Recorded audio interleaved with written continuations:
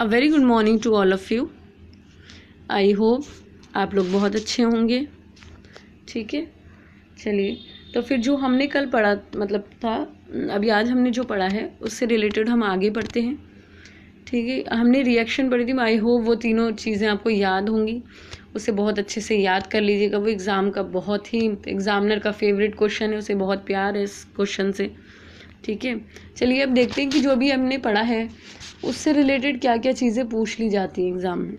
सबसे पहले जब हम रनिंग करते हैं बहुत तेज़ी से, तो क्या होता है, हमारे लेग्स में पेन होने लगता है।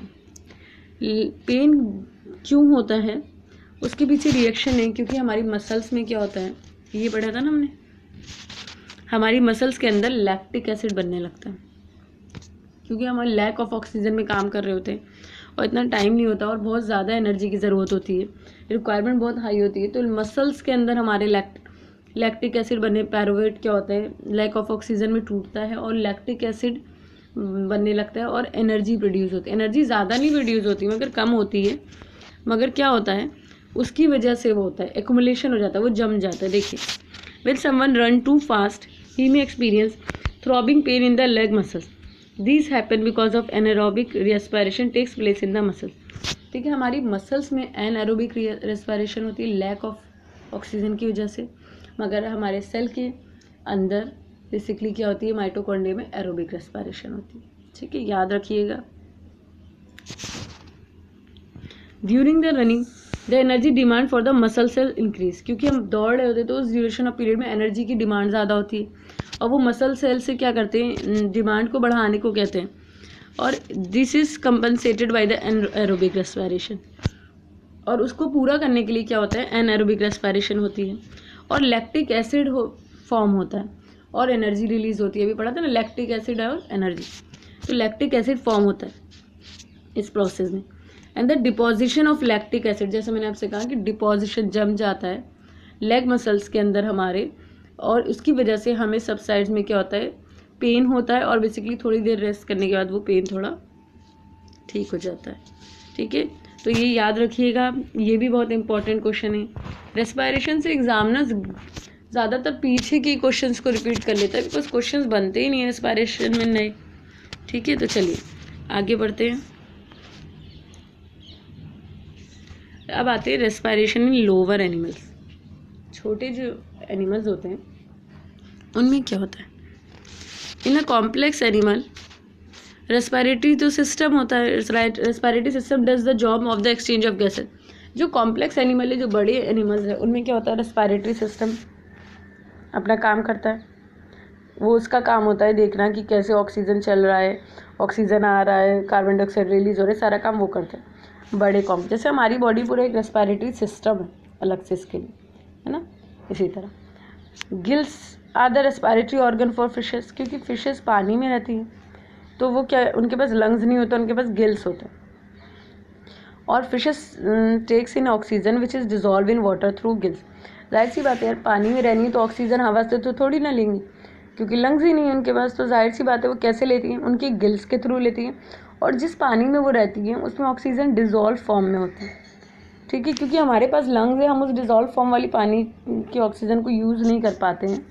हम टेरेस्ट्रियल एनिमल हैं तो हमें एटमॉस्फेरिक ऑक्सीजन को इनटेक करते हैं। Since availability of oxygen is less in the aquatic environment, so the breathing rate of aquatic organism is faster. देखिए ये क्वेश्चन पूछता है, why aquatic organisms breathing rate is faster. उसके पीछे सिंपल लॉजिक है, क्योंकि ऑक्सीजन उतनी नहीं है वाटर के अंदर जितनी आपको टेरेस से ज़मीन पर मिलती है। यानी एयर में जितनी ऑक्सीजन की क्वांटिटी है उतनी वहाँ पर नहीं है। ठीक है, वाटर के अंदर उतनी ऑक्सीजन नहीं है, वहाँ पर थोड़ा कमी है ऑक्सीजन की। तो इसलिए जाहिर सी, आप देखिए आप इसको कैसे याद रखेंगे, आप ऐसे याद रखिए, आप हो गए लेट, आपको दिख गया आपके स्कूल की बस अब निकल रही है, आप क्या करेंगे, आप भागना शुरू कर देंगे, आप दौड़ लगाना शुरू कर देंगे। ठीक है, आप ज़ोर ज़ोर से दौड़ेंगे, स्पीड में भागेंगे और जल्दी से बस पकड़ लेंगे। तो जब देखिए आपको लग रहा है कि देर हो गई है, काम को जल्दी स्पीड अप करना पड़ेगा, तो क्या करेंगे, हम काम जल्दी करेंगे, है ना। लेट हो गया तो जाहिर सी बात है जल्दी काम करेंगे। और जब हमारे पास पूरा टाइम है तो हम क्यों फालतू में भागेंगे, हम आराम से तैयार होंगे स्कूल के लिए, फिर आराम से जाएंगे बातें बातें करते हुए अपने फ्रेंड से रास्ते में, फिर बस आएगी, तो हमारे किस चीज़ की कमी है, हमें तो टाइम ही टाइम है एकदम, और फ्री से आराम से जा रहे हैं क्योंकि हम अपने टाइमिंग से उठे, हमने टाइमिंग से अपनी तैयारी करी। तो जब हम ऐसा करते हैं तो उस ड्यूरेशन ऑफ पीरियड में हमारे क्या होता है, ये होता है कि जब अवेबिलिटी टाइम की इतनी ज़्यादा है तो फिर फास्ट काम करने की क्या ज़रूरत है, आराम से भी काम हो सकता है। बिल्कुल सेम कंडीशन है। अब आप इससे रिलेट करिए इसको, ये क्या कहना चाहता है, ये इससे रिलेशन ये है, जब ऑक्सीजन कम है तो काम ज़्यादा करना पड़ेगा, ब्रीदिंग रेट फास्टर होगा, और जब ऑक्सीजन की कमी नहीं है तो आराम से होगा, हम आराम से सांस ले रहे हैं, हमें काय की कमी है जब हमारे पास ऑक्सीजन ही ऑक्सीजन है। तो उस ड्यूरेशन ऑफ पीरियड में जो टेरेस्ट्रियल एनिमल्स होते हैं वो क्योंकि एयर से इनटेक करते हैं ऑक्सीजन को, और एयर में अच्छी खासी ऑक्सीजन है तो वो आराम से काम करते हैं। तो आप इससे रिलेट करके रखिए, जब देर होगी तो काम जल्दी करना पड़ेगा, यानी ब्रीदिंग रेट फास्ट हो जाएगा, और जब टाइम है तो आराम से करेंगे तो स्लो रहेगा। ठीक है, ये पूछे जाने वाले क्वेश्चनों में से है। वैसे तो मैं आपको अभी संडे को आपको स्कोर बूस्टर सीरीज़ दूंगी और वो पूरी यहाँ तक बना के दूंगी। ठीक है, चलिए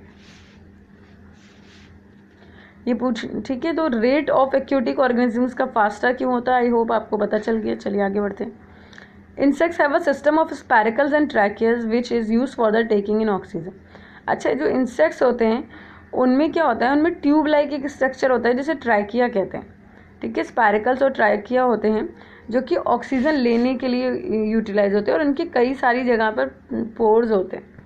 ठीक है, कई सारी जगह पे ट्यूब लाइक स्ट्रक्चर होते हैं बॉडी में, तो उससे वो ऑक्सीजन को ले रहे होते हैं। ठीक है, चलिए terrestrial organism have develop lungs for exchange of gases. हमारे पास तो लंग्स है, हम ज़मीन पे रहते हैं तो हमने डेवलप कर रखा है। Availability of oxygen is not problem in the terrestrial environment, so breathing rate is slower as compare to what it is in fish. देखिए आ गया ना, अवेबिलिटी ऑफ ऑक्सीजन की कोई दिक्कत ही नहीं है तो फिर क्यों ब्रीदिंग रेट बढ़ाएंगे, आराम से काम करेंगे। फिशेस को ब्रीदिंग रेट इसलिए बढ़ा है क्योंकि उनके पास ऑक्सीजन की कमी है। ठीक है, terrestrial organism use atmospheric oxygen for respiration. Terrestrial organism जो होते हैं वो एटमॉस्फेरिक रेस्पिरेशन को यूज़ करते हैं। एक्यूटिक ऑर्गेनिज्म डिजॉल्व ऑक्सीजन को यूज़ करते हैं रेस्पिरेशन के लिए। तो आई होप आपको इतनी बात समझ में आ गई होगी।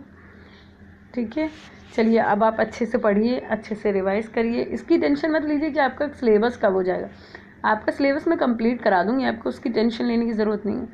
बस आप ये जो छोटे छोटे वीडियोस बनाती हूँ मैं वो देखा करिए, अपने आप कंप्लीट हो जाएगा। क्योंकि ज़्यादातर बच्चे 2 घंटे के, 3 घंटे के, 1 घंटे के वीडियोस नहीं देखते, समझ रहे। इतने बड़े बड़े बच्चों में बच्चे इतने डिस्ट्रैक्शन में इतने ज़्यादा रहते हैं कि ज़रा सा उनका कोई चीज़ उनको डिस्ट्रैक्ट हुई, घर की कुंडी बजी, उनका दोस्त आया, बस वो फट से भाग जाते हैं पढ़ाई शढ़ाई बंद करके। ठीक है, तो चलिए फिर आप लोग परेशान मत होइए, प्लीज़ पढ़ते रहिए, थोड़ा थोड़ा पार्ट पढ़िए, थोड़ा थोड़ा पार्ट पढ़ते पढ़ते आपकी तैयारी कब होगी आपको खुद नहीं पता चले। I hope you like this video. तो प्लीज़, ये मैंने लिख दिया है यहाँ पे, आप लोग को क्या करना है, लाइक करना है, कमेंट करना है, शेयर करना है, सब्सक्राइब करना है। और थैंक्स फॉर वॉचिंग, आपने मेरा वीडियो देखा उसके लिए थैंक यू।